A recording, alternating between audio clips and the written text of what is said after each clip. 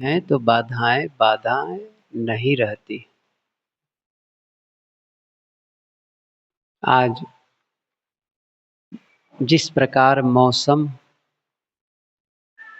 और जिस प्रकार रास्ते की स्थिति है, ऐसा लग रहा था कि आज शून्य उपस्थिति होगी। लेकिन खुशी इस बात की हुई कि प्रारंभ में कुछ दो चार चेहरे दिखाई दिए और फिर वो आप लोगों की उपस्थिति से लगा कि मैं तो अंदर में ही था, तो मुझे नहीं लगता कि इतने लोग आ गए। और देख करके अच्छा लगा कि आप लोग हैं तो कमाल के। तो आ, आ गए। ये सब चीजें होती हैं एक निर्णय से। निर्णय लेना सबसे बड़ी बात है। एक है निर्णय लेना और दूसरा है निर्णय न लेना। तो जब निर्णय लेते हैं तो आप कुछ कर लेते हैं, और नहीं लेते हैं तो फिर एज इट इज वैसे की वैसे बने रह जाते हैं। और सच बताऊं, अनिर्णय जीवन की बर्बादी है। अनिर्णय जीवन की बर्बादी है। एक निर्णय ले लो, तय कर लो बस, और चल पड़ो।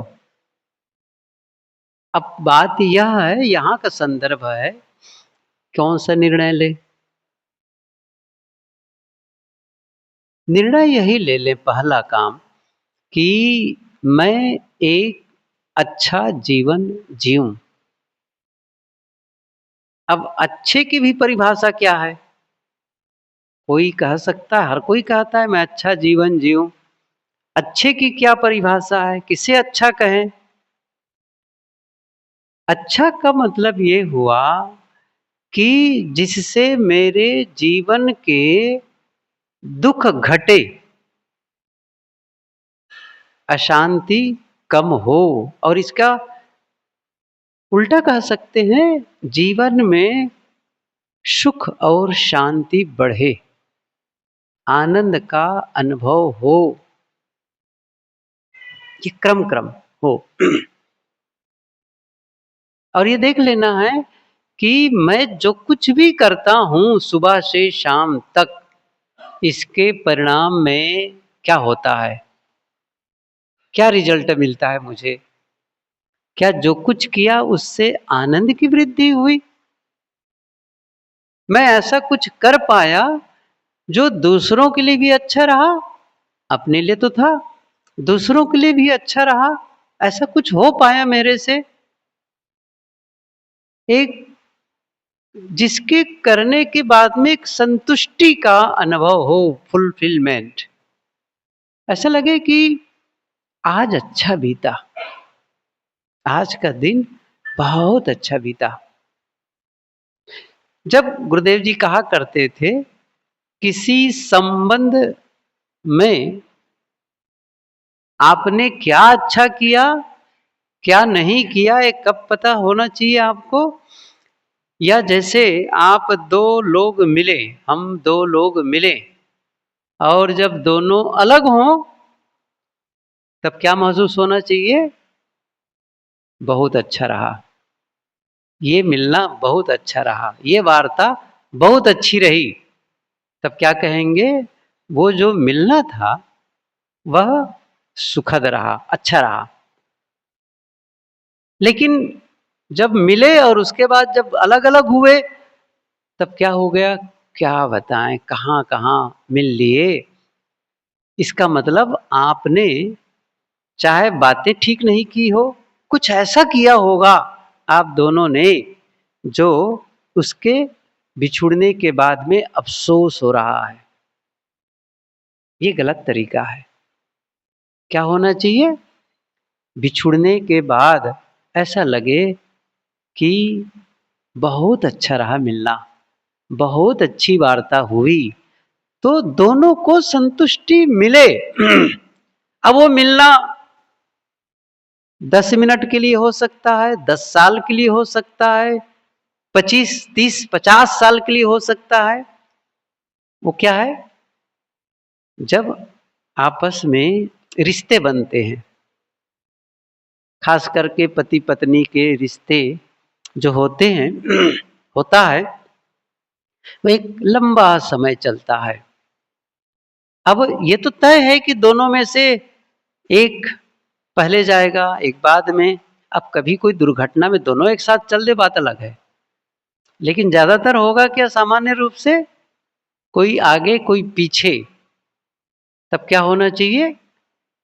होना चाहिए उनके साथ मेरे अच्छे दिन बीते, सुकून भरा जीवन उनके साथ बिताया। ऐसा न लगे कि मैंने ऐसा क्यों किया, मुझे ऐसा नहीं करना चाहिए था, अब मैं क्या करूं? अब तो मेरे पास में अवसर नहीं कि उनसे क्षमा भी मांग पाऊं। अब उनसे मैं क्षमा भी नहीं मांग पा रहा हूं। मैंने क्यों गलत किया? मुझे पता होता कि उनका शरीर इतने ही दिन रहेगा तो शायद मैं और बेहतर करता और अच्छा किया होता, लेकिन मैं ऐसा नहीं कर पाया। अब ये क्या होगा? अब खत्म हो गया समय। पहले था, पहले था। इस प्रकार से जब स्थिति बनती है तब वो सही नहीं है। मैं ये कह रहा था कि पहले ही ये तय कर लो, पहले ही बस मुझे क्या करना है, मुझे यह करना है। ये तय हो जाए कि मुझे किसी के भी साथ कोई भी मिले, मैं अपने शब्दों को संभाल करके उपयोग करूंगा, अपने शब्दों को संभाल करके उपयोग करूंगा। साहब की ये पंक्ति बहुत प्रसिद्ध है, शब्द सम्हारे बोलिए, शब्द के हाथ न पाओ, एक शब्द करे औषधि, एक शब्द करे घाव। एक शब्द घाव, उससे घाव बन जाता है, चोट लगती है, और चोट बहुत ज्यादा लगती है। कमाल है, बहुत ज्यादा। हमें कोई डंडे से पीटे, लाठी से, तो दिखाई देता है, कोई हथियार से, वो भी दिखाई देता है, लेकिन कोई शब्दों से मारे तब बताओ कहाँ है चोट? वो चोट कुछ अंदर है, वो चोट अद्भुत है, उसको दिखा भी नहीं सकते केवल महसूस करते हैं। अब उससे कोई दिया तो वो कितना कठिन है उसको। साहब क्या कहते हैं, ये घाव है, लेकिन एक दूसरा शब्द है जो औषधि का काम करता है, अर्थात वो मरहम लगा देता है, वो कुछ ऐसी दवाई कर देता है जिससे पहले का घाव ठीक हो जाता है, पहले का दर्द खत्म हो जाता है। अब ये सोचना है मैं घाव बनाने में काम, घाव बनाने वाले शब्द बोल रहा हूं या फिर औषधि देने वाले शब्द। ये ध्यान रख, ऐसी छोटी छोटी चीजें ही हम ध्यान में रखने लग जाएंगे ना। देखिए अचानक कोई बड़ी चीज नहीं होती। जैसे मैं आप लोगों से पूछूं कि आप लोग जितने लोग बैठे हैं उसमें से कितने लोग हैं जिसको हाथी ने काटा हो? कितने लोग हैं? कोई नहीं। अच्छा, मच्छर को किसने काटा? कितने लोगों को काटा है? सही है ना ये छोटी छोटी घटनाएं घटती जीवन में, बड़ी घटनाएं नहीं घटती हैं, और उस छोटी घटना को हम इग्नोर कर देते, नजरअंदाज कर देते हैं। इससे क्या फर्क पड़ेगा? फर्क पड़ता है, इसी से फर्क पड़ता है। ये छोटी छोटी चीजें होकर के ही मिलती हैं, छोटी छोटी चीजें होकर के ही बड़ी बन जाती हैं। वो कहावत है ना, बूंद बूंद से घड़ा भर जाता है। इसलिए हमें उन छोटी बातों पर ध्यान रखना है। यही तो होता ही है, छोटी छोटी बातों को लेकर के।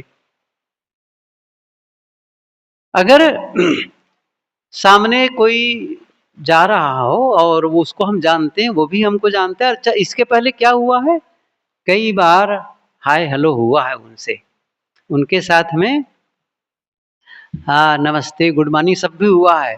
लेकिन एक बार क्या हुआ, वो चले और कुछ भी नहीं हुआ, कुछ भी नहीं, वो देख करके भी अनदेखा कर दिया।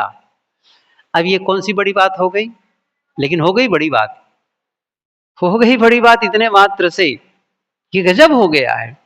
अच्छा, गलती केवल उन्हीं की नहीं है, गलती हमारी भी है।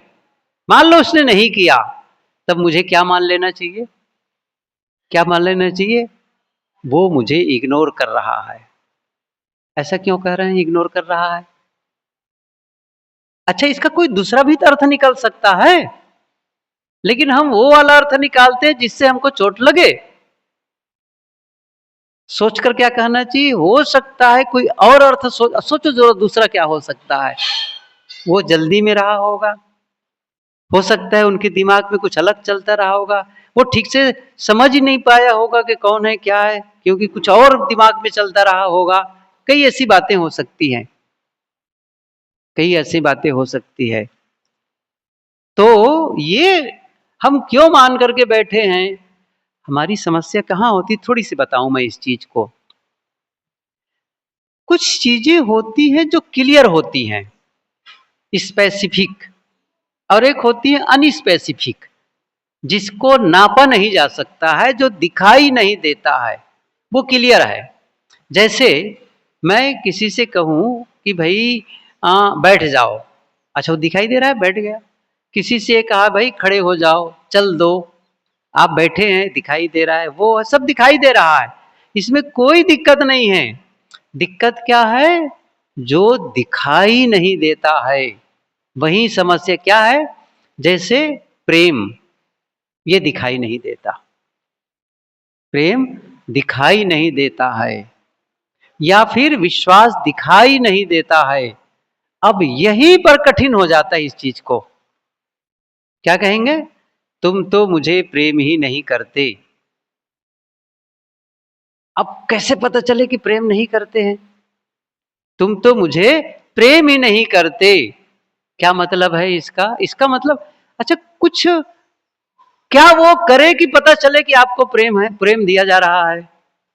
क्या सामने वाला करे तब आपको महसूस हो कि वो प्रेम कर रहा है या कर रही है।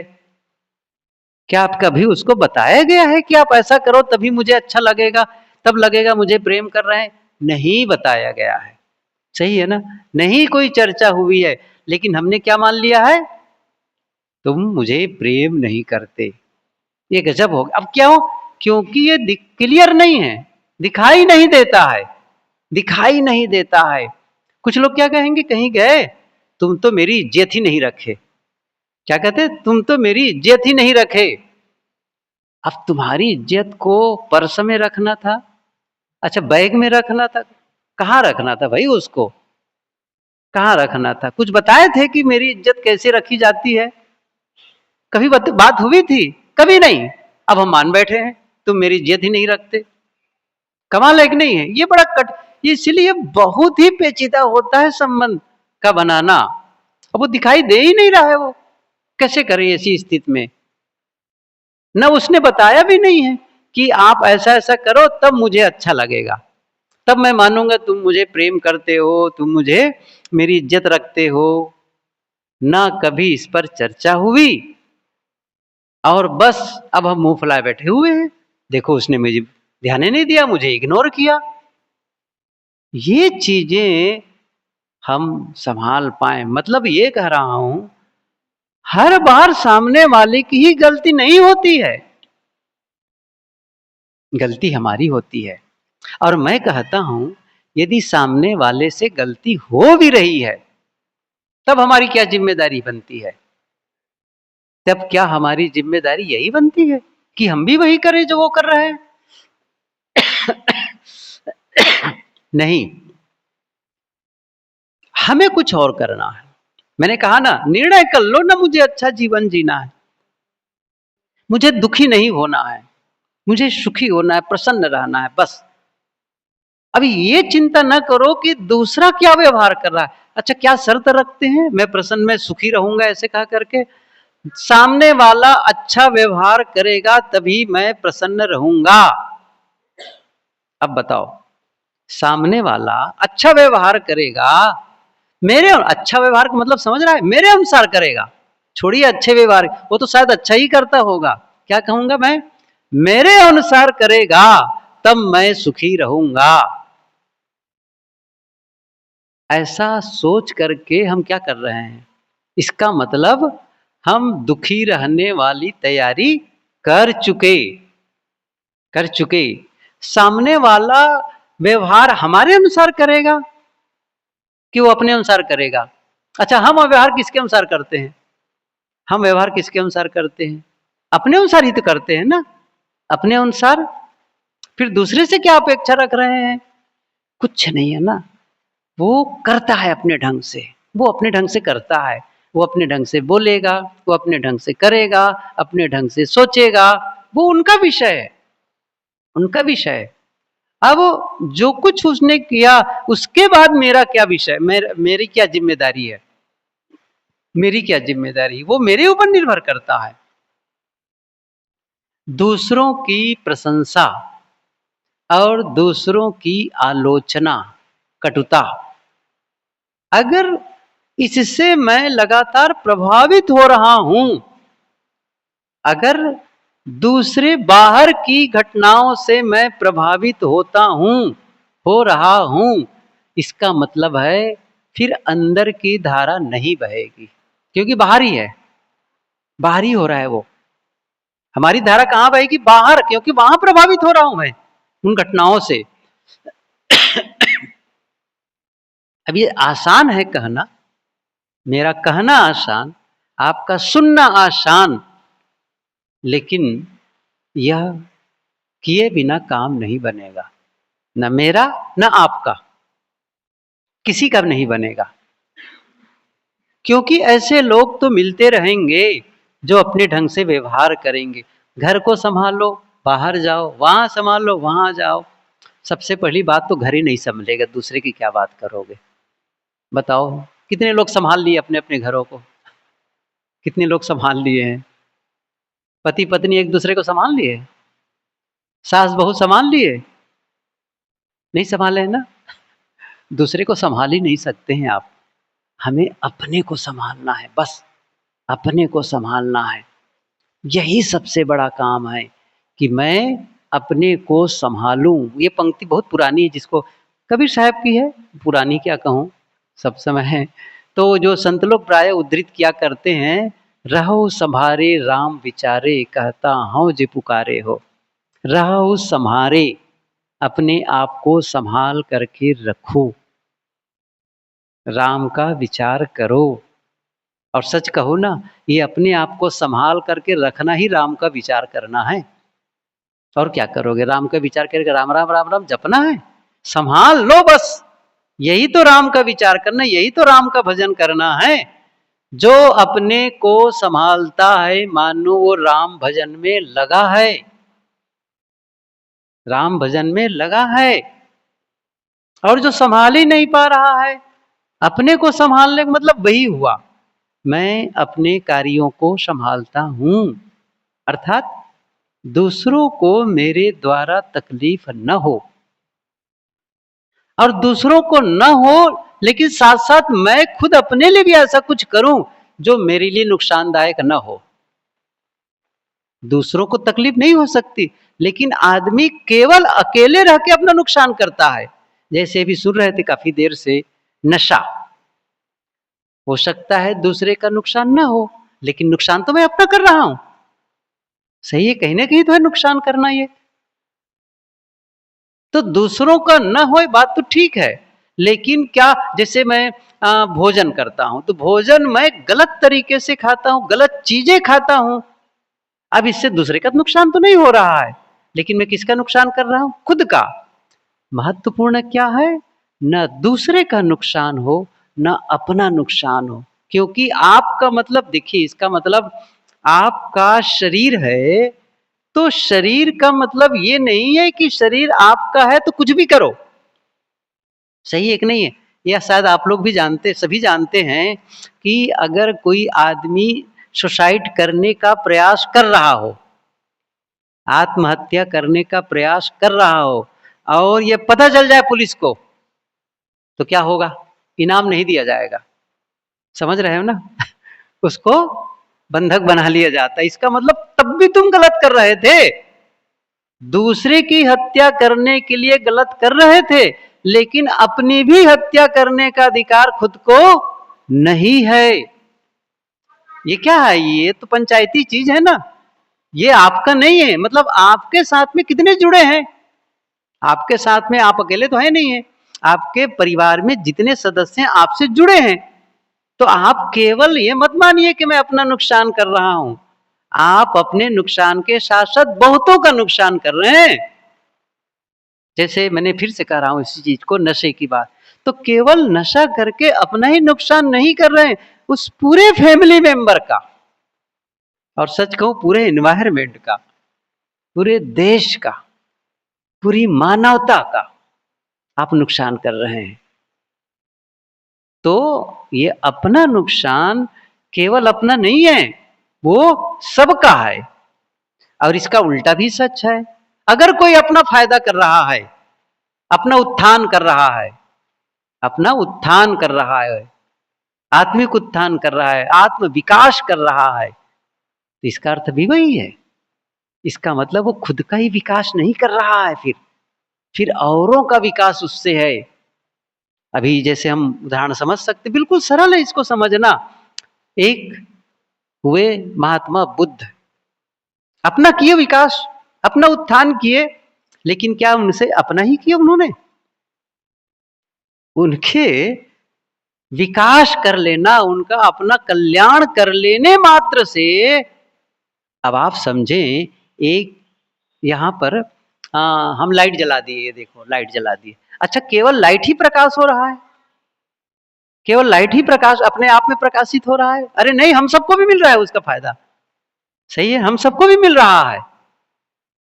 ऐसे ही कोई भी महापुरुष जब कोई ऐसा कर लेता है बड़ा, तो उनके लिए भी होता है, दूसरों के लिए भी होता है। इसलिए ये न कहे कि मैं अपना नुकसान करूं, कुछ नहीं, आपके द्वारा ऐसा कर्म हो ही रहे हैं जो गलत है, जो जीवन के लिए गलत है, वो सबके लिए गलत है। तो इससे बचाना, ऐसे ही मैंने शब्दों के लिए कहा, ऐसे ही शब्दों का ध्यान रखें। इसका मतलब नहीं कि केवल दूसरों के लिए गलत बोल रहे हो, कटु बोल करके केवल दूसरों का नुकसान कर रहे हो, ये नहीं है। सच तो ये है, पहले आप अपना नुकसान कर बैठे। सच तो ये होता है। सच बताऊं ना, एक ने बहुत बढ़िया, सभी संत अच्छी अच्छी बातें बताते हैं कि दूसरे का नुकसान आप तब तक नहीं कर सकते जब तक आप अपना नुकसान न कर लें। उन्होंने कहा, आदमी अपने से झूठ बोलना बंद नहीं करेगा तो फिर वो दूसरों से भी झूठ बोलना बंद नहीं कर सकता है। अपने से झूठ बोलना, अपने को धोखा देना, अपने को धोखा देना, अच्छा ये बहुत ही बारीक चीज है। हम अपने को धोखा देते रहते हैं, निश्चित देते रहते हैं। कई बार हमने देखा है, अपने लिए हमने संकल्प लिया, मुझे यह नहीं करना है, मुझे ऐसा करना, ऐसा हमने तय किया, लेकिन क्या हुआ, हमने फिर वही किया और क्या क्या, अच्छा कोई बात नहीं, कल से देखते हैं, अच्छा फिर कल से देखते हैं। सही है कि नहीं? या फिर कहते हैं हम अकेले थोड़े हैं, वो भी तो हैं, देखो ना और भी लोग तो ऐसा ही कर रहे हैं, क्या हम अकेले गलत कर रहे हैं क्या? अब सोचिए कैसे अपने आप को धोखा दे रहे हैं आप, कैसे अपने आप के साथ छल कर रहे हैं, पता नहीं है आपको। अब फिर दूसरों को भी साथ भी वही अब करने लग जाते हैं। ये छोटी छोटी बातों को भी ध्यान में रखने लग जाएं, मेरे द्वारा मैं कुछ ऐसा करूं जिससे मेरा भी और दूसरों का भी भला हो, दूसरों का भी। क्योंकि मैं अकेला हूं, भले देखो मैं आत्म रूप से देखा जाए तो अकेला हूं, लेकिन सचमुच व्यवहार में देखा जाए जुड़ाव है, वो जुड़ाव है, संबंध है, और वो प्रभावित करता है, प्रभावित करता है। इसलिए मेरी जिम्मेदारी होती है कि मैं एक ऐसा वातावरण तैयार करूं, ऐसा व्यवहार करूं, ऐसा प्रयत्न करूं जिससे मैं खुद सुख शांति का जीवन जीऊं और दूसरों को भी सुख शांति में सहयोगी बनूं, प्रयास करूं कुछ ऐसा करके। कभी भी कुछ भी ऐसा ना हो जो गलत हो, दूसरों के लिए अटपटा हो, नुकसानदायक हो। ये ध्यान रखा जाए, हम सबको रखना है। तो फिर क्या होगा? यही साधना है। इससे क्या होगा? आपके आध्यात्मिक यात्रा भी होगी इससे, और साथ साथ में आपके व्यवहार भी पवित्र होगा। मैंने पिछले रविवार को ही उस समय कहा भी था कि आध्यात्मिक यात्रा अगर आप नहीं करते हैं, आध्यात्मिक लक्ष्य आप नहीं रखते हैं, तो आप अपने व्यवहार को भी ठीक नहीं कर पाएंगे, नहीं कर पाएंगे। ये सब अध्यात्म से ही जुड़ा हुआ है। अध्यात्म से क्या जुड़ा है? अगर आप धैर्य रखना चाहते हैं, धैर्य को विकसित करना चाहते हैं, विनम्रता को विकसित करना चाहते हैं, किसी क्षमा करने के लिए हम अपने आप को विकसित, मैं ऐसा कुछ हो कि मैं दूसरे की गलती को क्षमा कर सकूं, क्षमा कर दूं, ऐसा आप प्रयास कर रहे हैं, ऐसा कुछ कर रहे हैं जिससे आप दूसरे की गलती को छोड़ो, कोई बात नहीं है, लेट गो कर दो, ऐसा कुछ कर पा रहे हैं, तो क्या हो रहा है? इससे आपका परमार्थ भी बढ़ रहा है और इसी के साथ साथ में आपके व्यवहार में भी मधुरता आने लग जाएगी। वो सब साथ साथ चलता है, कोई अलग अलग नहीं। ऐसा नहीं है कि आप यहां से अलग कर दो ये परमार्थ हो गया और यहां से अलग कर दो ये व्यवहार हो गया। ये अंधेरा उज्जवल पक्ष है, ये अंधेरा पक्ष है, ऐसा कुछ भी नहीं है। ऐसा कुछ नहीं है, वो सब गुथे हुए हैं एक दूसरे से। आपका जीवन ही ऐसा है जिसमें दोनों जुड़ा है, आत्मा और शरीर, ये दोनों जुड़े हैं एक दूसरे से, अलग अलग थोड़ी है। अगर आप आत्मा का काम करते हैं तो वह शरीर का भी काम हो जाता है। यदि आप शरीर को बिगाड़ने लगते हैं तो आत्मा का भी काम बिगड़ जाता है। एक दूसरे से बिल्कुल एसोसिएट है, संबंधित है। इसलिए कोई ऐसा करता है तो कोई बात नहीं, लेकिन उससे बनेगा एक साथ दोनों, दोनों काम होने वाले हैं। तो हमारा अध्यात्म का भी विकास इसी से संभव है और व्यवहार की भी पवित्रता इसी से संभव है। तो हम सबको दोहरा लाभ होने वाला है। वो कहते हैं ना, एक तीर से दो शिकार, एक तीर से दो शिकार, मतलब कुछ ऐसी साधना, ऐसा कार्य हम करने लग जाएं जिससे हमारा आध्यात्मिक विकास भी होगा, परमार्थ भी बनेगा और हमारा यह व्यवहार में भी पवित्रता आने लगेगी। तो कुछ बातें थी मैंने कही। आप सबको धन्यवाद, सबको साहेब बंदगी साहेब। बोलिए सदगुरु देव की जय। बिलासपुर छत्तीसगढ़ से आए हुए हैं, उनकी ओर से रहा, और इसके लिए पूज्यवर संतों की ओर से, संत समाज की ओर से आपको बहुत बहुत धन्यवाद। आपका आध्यात्मिक यात्रा सुखद और मंगलमय हो। सत्संग समापन की ओर है, समापन पूर्व हम वंदना करते हैं, तत्पश्चात भोजन प्रसाद की व्यवस्था होगी। वंदन है गुरुदेव तुमको, वंदन है गुरुदेव, वंदन है गुरुदेव तुमको, वंदन है गुरुदेव। काल जाल के फंदा भारी, काल जाल के फंदा भारी, परख लखायउ भेव तुमको, परख लखायउ भेव तुमको, वंदना है गुरुदेव, वंदना है गुरुदेव तुमको, वंदना है गुरुदेव। वेद शास्त्र सब खोजत हारे, वेद शास्त्र सब खोजत हारे, मर्म न जानत केव तुमको, मर्म न जानत केव तुमको, वंदना है गुरुदेव, वंदना है गुरुदेव तुमको, वंदना है गुरुदेव।